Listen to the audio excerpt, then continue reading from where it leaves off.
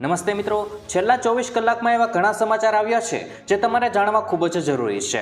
જેમાંના અમુક એવા સમાચાર પણ છે જે તમારા માટે ખૂબ જ ઉપયોગી પણ સાબિત થઈ શકે છે, પરંતુ તમારી પાસે સમય નહીં હોય એટલે આ બધા સમાચાર વિશે ખબર પણ પડી નહીં હોય। અને પણ હવે તમારે ઘરે જઈને ટીવી ચાલુ કરવાની જરૂર નથી અને ન્યૂઝપેપર પણ વાંચવાની જરૂર નથી। આ એક વિડીયો પૂરો જોઈ લેશો તો આખા દિવસમાં જે પણ મુખ્ય સમાચાર આવ્યા છે એ તમને અહીં મળી જશે।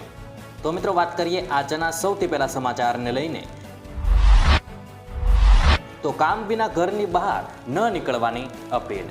મિત્રો, રાજ્યના અનેક જિલ્લાઓને સિવિયર હીટવેવના કારણે એલર્ટ અપાયું છે। લઘુત્તમ તાપમાન વધતા રેડ એલર્ટ પર આગાહી પહોંચી ગઈ છે। મિત્રો, આજે અમદાવાદ સહિત કેટલાક શહેરોને રેડ એલર્ટ અપાયું છે, જેમાં કચ્છ, ગાંધીનગર, સુરેન્દ્રનગર, જૂનાગઢ, પોરબંદર, મોરબી, રાજકોટ, સુરત માટે કડક ચેતવણી છે।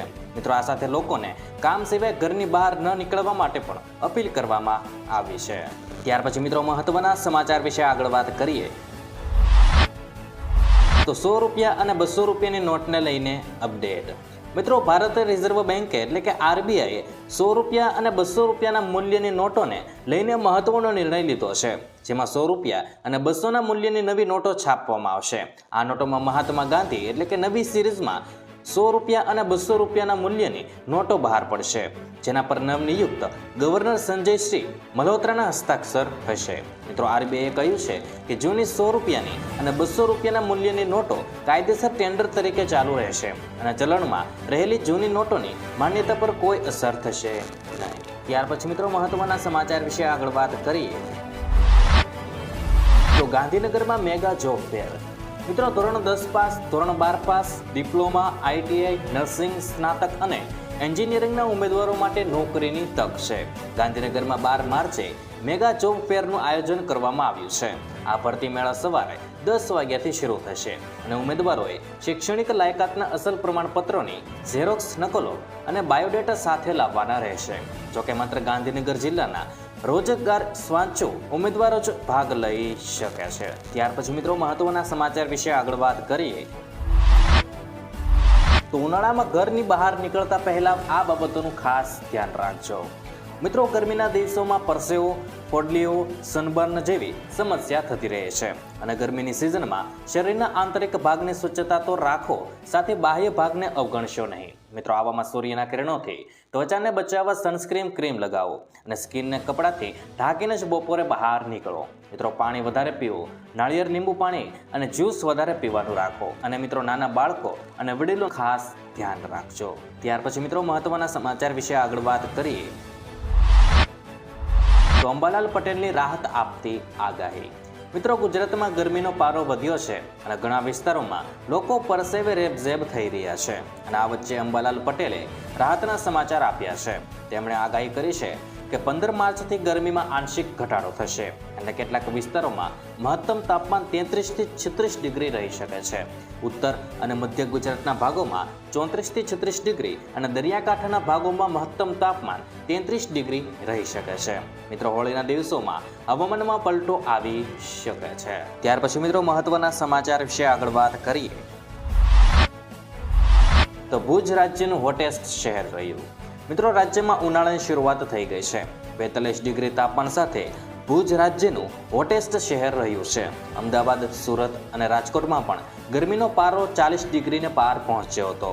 હવામાન વિભાગે 13 સેન્ટરો પર યલો એલર્ટ જાહેર કર્યું હતું અને હવામાન વિભાગના મતે આગામી 3 દિવસ આ વાતાવરણમાં કોઈ ફેરફાર નહીં થાય। મિત્રો, ત્યાર પછી 2 થી 3 ડિગ્રીનો ઘટાડો થશે અને મિત્રો, પરેશ ગૌસ્વામીએ આ વર્ષે ગરમી બધા રેકોર્ડ તોડે તેવી સંભાવના વ્યક્ત કરી છે। ત્યાર પછી મિત્રો, મહત્વના સમાચાર વિશે આગળ વાત કરીએ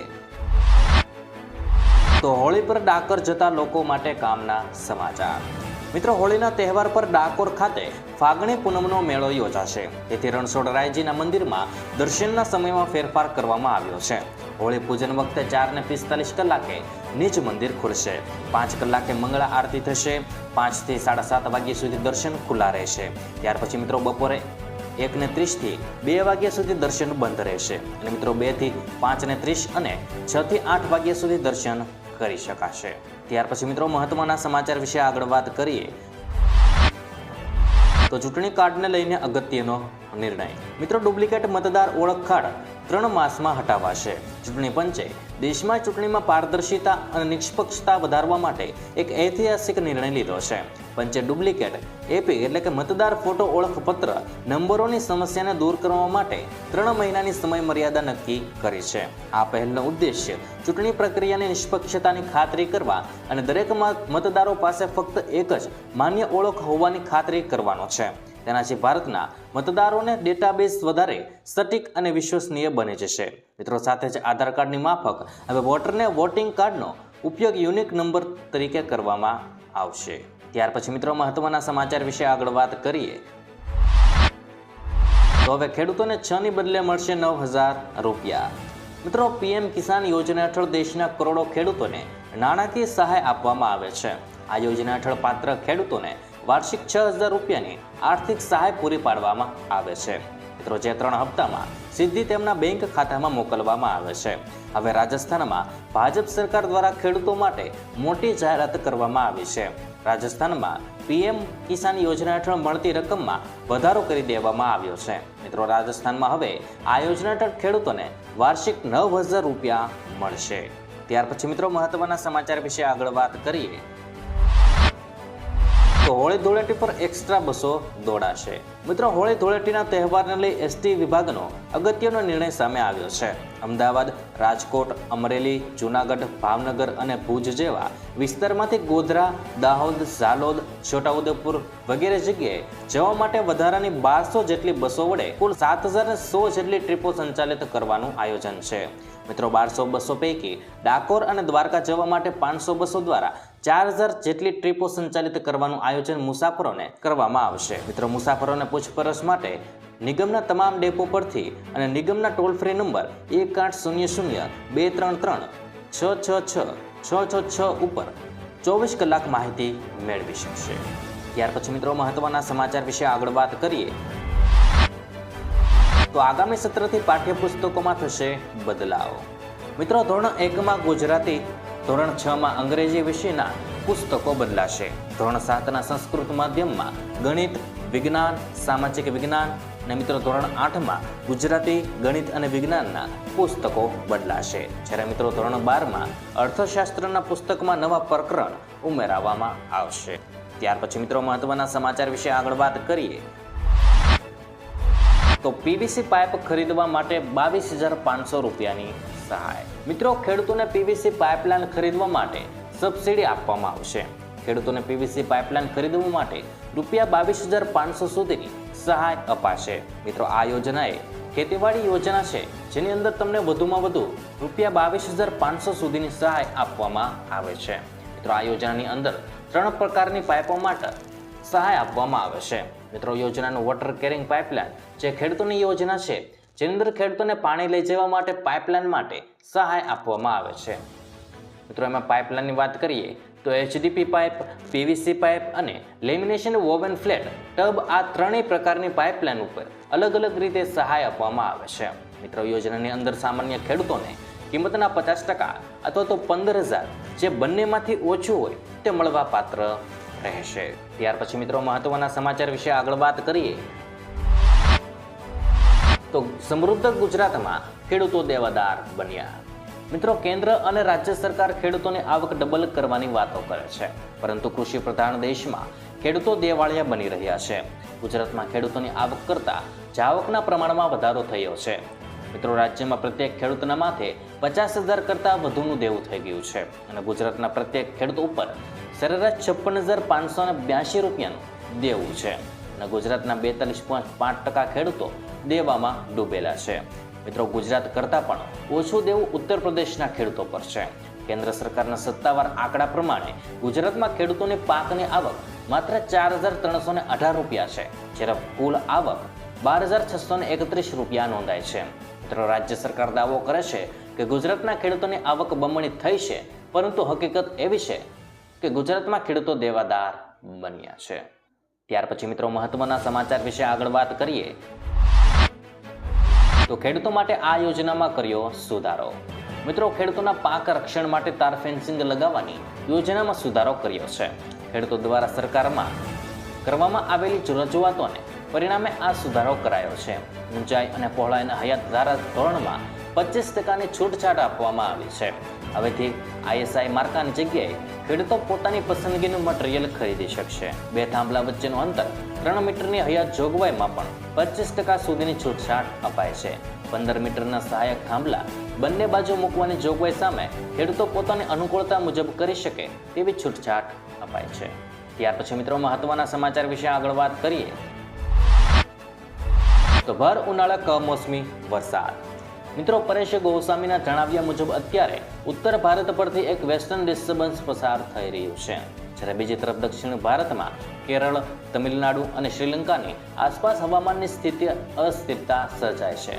આગામી દિવસોમાં આ અસ્થિરતા વધારે મજબૂત બનશે, જે કેરળના દરિયાકાંઠાથી પશ્ચિમ દિશા તરફ આગળ વધવાનું છે.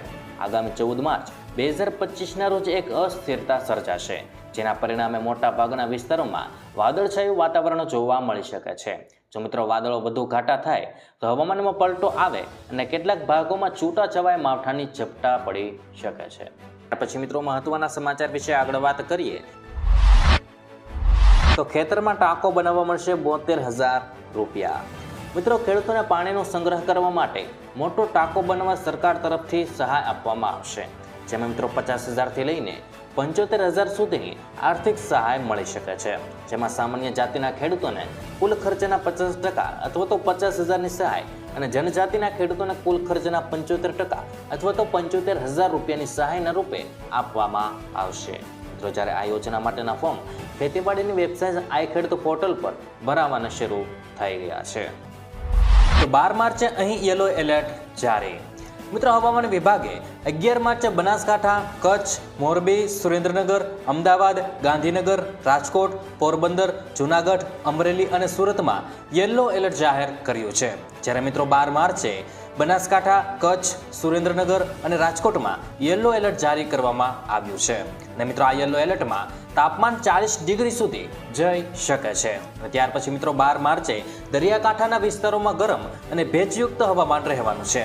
એન્ટીસાયક્લોનિક સિસ્ટમ સક્રિય થતાં વાતાવરણ બદલાશે. ત્યાર પછી મિત્રો મહત્વના સમાચાર વિશે આગળ વાત કરીએ તો ધોરણ 10ના બોર્ડની પરીક્ષા પૂરી થઈ. મિત્રો 27 ફેબ્રુઆરીથી શરૂ થયેલી ગુજરાત બોર્ડની ધોરણ 10ની પરીક્ષા પૂર્ણ થઈ છે. મિત્રો ગઈકાલે સંસ્કૃતનું છેલ્લું પેપર હતું અને જેની સાથે આજે પરીક્ષાની પૂર્ણાહુતિ થઈ ગઈ છે. એટલે મિત્રો 11મી તારીખે એટલે કે મિત્રો આજે જ પેપર તપાસવાનું કામ શરૂ થઈ જશે. શિક્ષકો પરીક્ષા પેપર તપાસવામાં વ્યસ્ત થઈ જશે અને દર વર્ષે કરતાં આ વર્ષે 2 અઠવાડિયા વહેલા બોર્ડની પરીક્ષા લેવાય છે. તેથી મિત્રો તેનું પરિણામ પણ વહેલું આવી શકે છે. ત્યાર પછી મિત્રો મહત્વના સમાચાર વિશે આગળ વાત કરીએ. છોકરો થશે તો ગાય અને છોકરી થશે તો 50,000 રૂપિયા આપીશ. મિત્રો આંધ્રપ્રદેશના વિજયનગરમાં તેલુગુ દેશમ પાર્ટીના સાંસદ કલિશેટ્ટી અપ્પાલા નાયડુએ મહિલાઓને ત્રીજું બાળક થવા પર ગિફ્ટ આપવાની જાહેરાત કરીને ચર્ચામાં આવી ગયા છે. મિત્રો તેમાં કહેવાયું છે કે જો બાળક છોકરો હોય તો ગાય અને છોકરી હોય તો 50,000 રૂપિયા આપવામાં આવશે. મિત્રો સાંસદે કહ્યું છે કે આ રકમ તેઓ પોતાના વેતનમાંથી એટલે કે પગારમાંથી આપશે. મિત્રો સાંસદે આપેલું આ પ્રકારનું નિવેદન હાલ ચર્ચાનો વિષય બન્યો છે. ત્યાર પછી મિત્રો મહત્વના સમાચાર વિશે આગળ વાત કરીએ તો ગુજરાતીઓ ધ્યાન આપે. મિત્રો હવામાન વિભાગે આજે કરેલી આગાહી અનુસાર સુરત, બનાસકાંઠા, મોરબી, સુરેન્દ્રનગર, ગાંધીનગર, રાજકોટ, પોરબંદર, જૂનાગઢ, અમરેલી અને ગીર સોમનાથમાં યલો એલર્ટ જાહેર કર્યું છે. અને રાજકોટમાં સૌથી વધુ 41.1 અને સુરેન્દ્રનગરમાં 40.5 ડિગ્રી તાપમાન નોંધાયું છે. મિત્રો રાજ્યમાં સતત 3 દિવસ ગરમી વધશે. 13 માર્ચે કચ્છ, બનાસકાંઠા, સુરેન્દ્રનગર, રાજકોટ અને દીવમાં ઉષ્ણ લહેર સાથે યલો એલર્ટ જાહેર કરાયું છે. ત્યાર પછી મિત્રો મહત્વના સમાચાર વિશે આગળ વાત કરીએ તો કેરીના રસિકો માટે ખુશખબર. મિત્રો શિયાળાની વિદાય અને ઉનાળાની શરૂઆતમાં સમયમાં જ કેરીનું આગમન થતાં કેરીના રસિયાઓમાં ખુશી જોવા મળી રહી છે. ગોંડલ માર્કેટિંગ યાર્ડમાં કેસર અને હાફૂસ કેરીનું આગમન થયું છે, જેમાં કેસર કેરીના 10 કિલોના 2500થી 3,000 રૂપિયા સુધી ભાવ બોલાયા છે. જ્યારે મિત્રો હાફૂસ કેરીનો કિલોનો ભાવ 400થી 500 રૂપિયા જેટલો ભાવ બોલાયો છે. મિત્રો 15 દિવસ પછી કેરીની સારી આવક થાય તેવી સંભાવના વ્યક્ત થઈ છે. ત્યાર પછી મિત્રો મહત્વના સમાચાર વિશે આગળ વાત કરીએ તો આ વર્ષે ગરમી બધા રેકોર્ડ તોડશે. મિત્રો હવામાન નિષ્ણાંત પરેશ ગોસ્વામીએ જણાવ્યું છે કે 9 માર્ચ 2025 થી લઈને 13 માર્ચ 2025 દરમિયાન રાજ્યની અંદર પવનની દિશા, ગતિ અને ઊંચા તાપમાનનો સામનો આપણે કરવો પડશે. મિત્રો છેલ્લા એક અઠવાડિયાથી પવનની જે સ્પીડ છે તે 9 કિમી પ્રતિ કલાકથી લઈને 13 કિમી પ્રતિ કલાક છે. મિત્રો જો 11 માર્ચ એટલે કે આજથી પવનની સ્પીડમાં સામાન્ય વધારો થઈ શકે છે અને પવનની સ્પીડ 18 કિમી પ્રતિ કલાકની ઝડપથી લઈને 22 કિમી પ્રતિ કલાક સુધી પહોંચી શકે છે. ત્યાર પછી મિત્રો મહત્વના સમાચાર વિશે આગળ વાત કરીએ તો જો મિત્રો તમે રેલવેમાં મુસાફરી કરી રહ્યા છો તો આ 5 મફત સુવિધાઓ વિશે જાણી લેજો. જેમાં મિત્રો પ્રથમ છે મફત બેડરોલ એસી. 1, 2 અને 3 મુસાફરોને એક ધાબળો, ઓશીકું, 2 ચાદર અને હાથનો ટુવાલ ફ્રીમાં આપે છે. ટ્રેનની મુસાફરીમાં બીમાર પડો છો તો રેલવે મફત પ્રાથમિક સારવાર પૂરી પાડે છે. રાજધાની, શતાબ્દી અને દુરંતો જેવી પ્રીમિયમ ટ્રેનોમાં મફત ભોજન પણ મળતું રહે છે. રેલવે મુખ્ય સ્ટેશનો પર નજીવા દરે ક્લોક રૂમ અને લોકર રૂમની સુવિધાઓ આપતી હોય છે અને રેલવે સ્ટેશન પર ઉપલબ્ધ એસી અથવા તો નોન એસી વેઇટિંગ હોલની સુવિધાઓ હોય છે.